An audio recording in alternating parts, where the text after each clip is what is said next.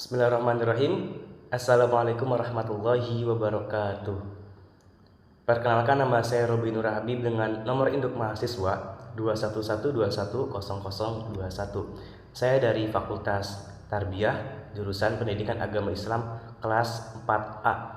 Di sini saya akan menjelaskan tentang desain kurikulum. Nah, jika kita berbicara tentang desain kurikulum, maka akan muncul beberapa pertanyaan dalam benak kita. Apa sih itu desain? Apa itu kurikulum? Kurikulum atau desain itu hubungannya seperti apa? Baik, menurut Umar Hamalik, pengertian desain adalah suatu petunjuk yang memberi dasar arah, tujuan, dan teknik yang ditempuh dalam memulai dan melaksanakan kegiatan. Desain ada rancangan, pola atau model. Kemudian menurut Nasution, kurikulum merupakan suatu rencana yang disusun untuk melancarkan proses belajar, mengajar di bawah bimbingan dan tanggung jawab sekolah atau lembaga pendidik beserta staf pengajaran. Kemudian mendesain kurikulum itu berarti menyusun rancangan atau model kurikulum sesuai dengan misi dan visi sekolah. Tugas dan peran seorang desainer kurikulum tentunya menentukan bahan dan cara mengembangkan kurikulum yang baru sesuai dengan kondisi lingkungan pendidikan. Nah, tahu nggak sih teman-teman, ternyata kurikulum itu memiliki posisi yang strategis. Kenapa bisa demikian? Karena secara umum, kurikulum itu merupakan deskripsi dari visi dan misi tujuan pendidikan sebuah bangsa. Hal ini sekaligus memposisikan kurikulum sebagai sentral muatan-muatan nilai yang akan ditransformasikan kepada peserta didik. Kemudian pengertian desain kurikulum menurut Longstreet, beliau mengemukakan bahwasanya desain kurikulum ini merupakan desain kurikulum yang berpusat pada pengetahuan yang dirancang berdasarkan struktur disiplin ilmu. Nah, oleh karena itu, model desain ini dinamakan juga model desain kurikulum subjek akademis yang penekanannya diarahkan untuk pengembangan intelektual siswa. Kemudian macam-macam desain. Nah, secara garis besar, desain kurikulum ini dapat kita bedakan menjadi 3 bagian. Yang pertama, ada subject concrete design atau desain yang berpusat pada mata pelajaran. Apa sih desain yang berpusat mata pelajaran itu? Nah, desain ini merupakan suatu desain kurikulum yang berpusat pada bahan ajar dan biasanya mencerminkan kegiatan pembelajaran yang didikte oleh karakteristik, prosedur, dan struktur konseptual mata pelajaran serta keterkaitannya dengan disiplin ilmu agar penempatan mata pelajaran sebagai pusat pengaturan kurikulum dapat lebih bermakna. Nah, dapat dilakukan dengan cara memfokuskan pada proses pembelajaran dan menggunakan metode-metode pemecahan masalah. Nah, pengambilan keputusan, inquiry, serta program komputer di kelas. Nah, desain ini juga kemudian dipecah kembali menjadi 3 bagian. Yang pertama ada subject matter design, yang kedua ada disciplinary design, dan yang ketiga ada board file design. Apa sih yang dimaksud dengan subject matter design? Nah, pada subjek matter design, bahan atau isi kurikulum disusun dalam bentuk mata pelajaran yang terpisah-pisah. Misalnya, mata pelajaran sejarah, ilmu bumi, kimia, fisika, berhitung, dan lain sebagainya. Pada pengembangan kurikulum di dalam kelas atau pada kebiasaan belajar mengajar, setiap guru hanya bertanggung jawab pada mata pelajaran yang diberikannya. Kemudian, bagian yang kedua yang dipecah tadi ada disiplin design. Nah, disiplin desain ini merupakan bentuk pengembangan dari subjek desain yang pertama tadi. Nah, keduanya masih menekankan kepada isi materi kurikulum. Perbedaannya pada subjek desain belum ada kriteria yang tegas tentang apa yang disebut subjek ilmu. Sementara pada disipliners desain, kriteria tersebut telah tegas yang membedakan apakah suatu pengetahuan itu.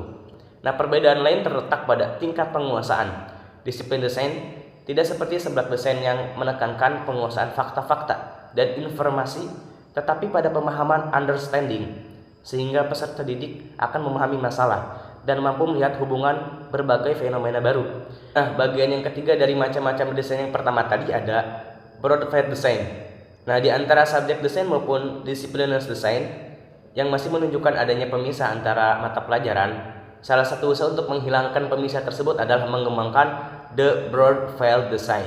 Nah, dalam model ini mereka menyatukan beberapa mata pelajaran yang berdekatan atau berhubungan menjadi satu bidang studi seperti ilmu sejarah, geografi, ekonomi itu digabungkan menjadi ilmu pengetahuan sosial.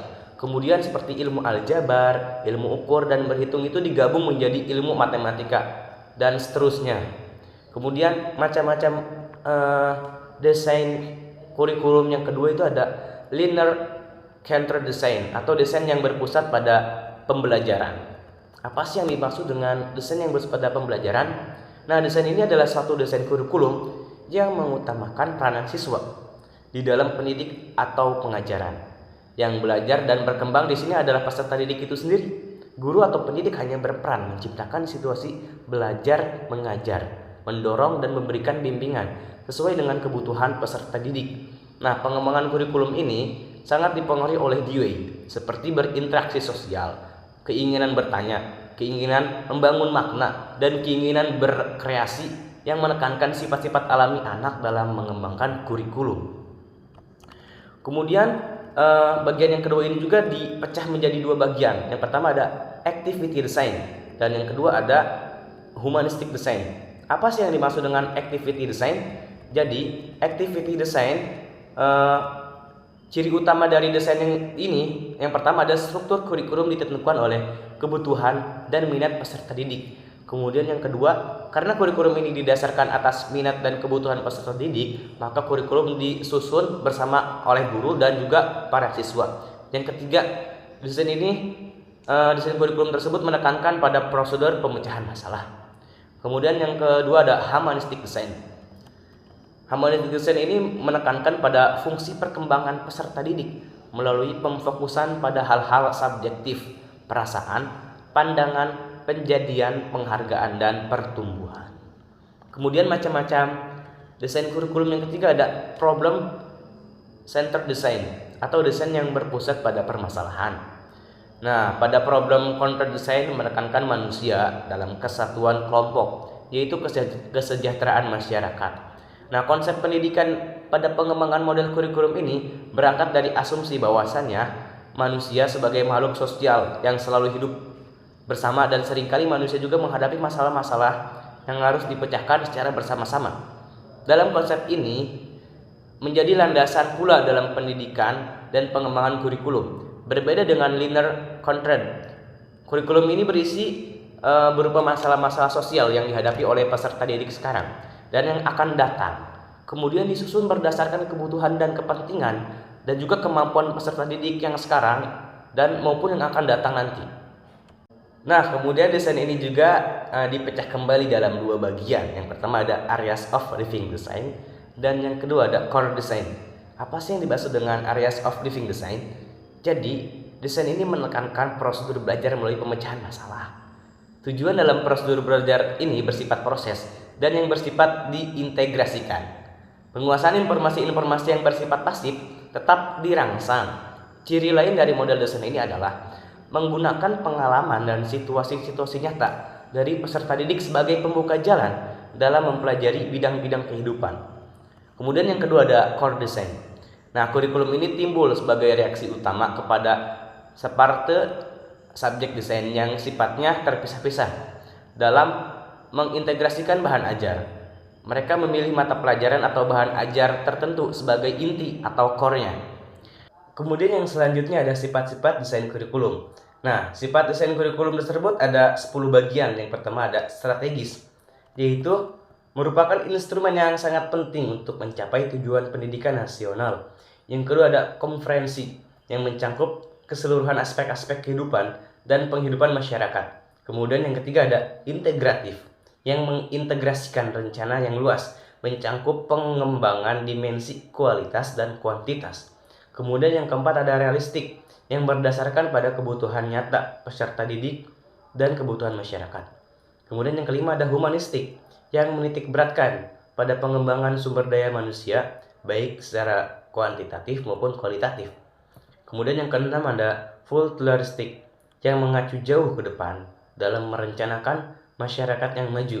Kemudian yang ketujuh ada bagian integral yang mendukung manajemen pendidikan secara sistematik. Yang kedelapan adalah perencanaan kurikulum yang mengacu pada pengembangan kompetensi sesuai dengan standar nasional. Kemudian yang kesembilan adalah bersertifikasi untuk melayani keragaman peserta didik. Kemudian yang ke-10 ada bersifat desentralistik, karena dikembangkan oleh daerah sesuai dengan kondisi dan potensi dari daerah masing-masing.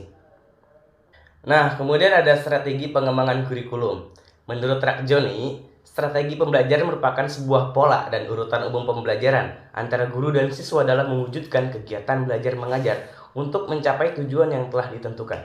Nah, dalam pengembangan pembelajaran kurikulum meliputi 4 langkah, yaitu yang pertama harus merumuskan tujuan pembelajaran, yang kedua harus menyeleksi pengalaman-pengalaman belajar, yang ketiga mengorganisasi pengalaman-pengalaman belajar, dan yang terakhir ada mengevaluasi. Yang pertama tadi merumuskan tujuan pembelajaran. Nah, dalam merumuskan tujuan pembelajaran ada tahapan yang harus diperhatikan. Tahapan yang pertama adalah merumuskan tujuan, yaitu memahami 3 sumber, yaitu yang pertama ada siswa, masyarakat, dan juga konten. Tahapan yang kedua ada merumuskan tentatif general objektif atau standar kompetensi atau yang disebut dengan SK. Nah, dalam memperhatikan landasan sosiologi, kemudian di-screen melalui 2 landasan lain dalam pengembangan kurikulum, yaitu landasan filosofis, pendidikan, dan juga psikologi belajar. Nah, kemudian tahapan terakhir adalah merumuskan kompetensi dasar atau KD. Nah, kemudian yang kedua ada merumuskan dan menyeleksi pengalaman-pengalaman belajar atau selection of learning experiences. Nah, dalam merumuskan dan menyeleksi pengalaman-pengalaman belajar dalam pengembangan kurikulum harus memahami definisi pembelajaran dan landasan psikologi belajar. Apa sih yang dimaksud dengan pembelajaran atau pengalaman belajar? Nah, jadi pengalaman belajar ini merupakan sebuah bentuk interaksi yang dialami atau dilakukan oleh siswa yang dirancang oleh guru untuk memperoleh pengetahuan dan juga keterampilan. Nah, pembelajaran yang harus dialami oleh siswa sebagai learning of activity yang menggambarkan interaksi siswa dengan objek belajar. Kemudian yang ketiga adalah mengorganisasi pengalaman-pengalaman belajar atau organizing of learning experience.